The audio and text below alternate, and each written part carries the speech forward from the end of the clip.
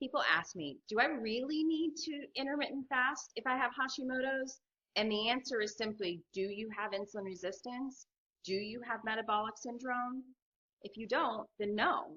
Hashimoto's you are not going to benefit from going a long period of time without eating. Hashimoto's is more about lowering your toxic load, lowering the inflammation. This is with any autoimmune. Because remember, we've talked about that water bottle analogy. Once the bottle overflows or your bucket overflows, that's when you're turning on an autoimmune.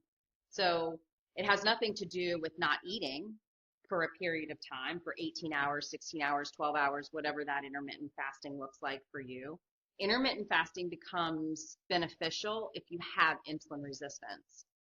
Now, there was a study that just came out. I was listening to Dr. Stacy Sims, and she was saying that when you look at females who intermittent fast, and if you're somebody that doesn't eat until noon, 1 o'clock the next day, there were no major benefits from intermittent fasting. However, if you stopped eating at 6 p.m. and then started eating the next day around 8 after you've had like a 12 to 14 hour fast, just a normal fast overnight, but you're eating within 30 minutes of waking in the morning, then you have better results from intermittent fasting.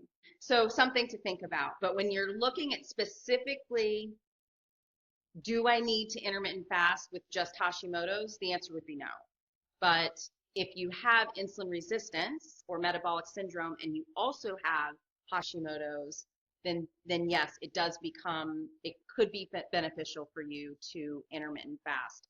Although I would urge you to say, cut off eating around 6 and then start eating when you first wake up in the morning. We need protein. We all need a ton of protein, 1 gram of protein for every pound of ideal weight. So if you want to weigh 120 pounds, you should eat 120 grams of protein a day, which becomes very difficult, especially if you're intermittent fasting. Good luck.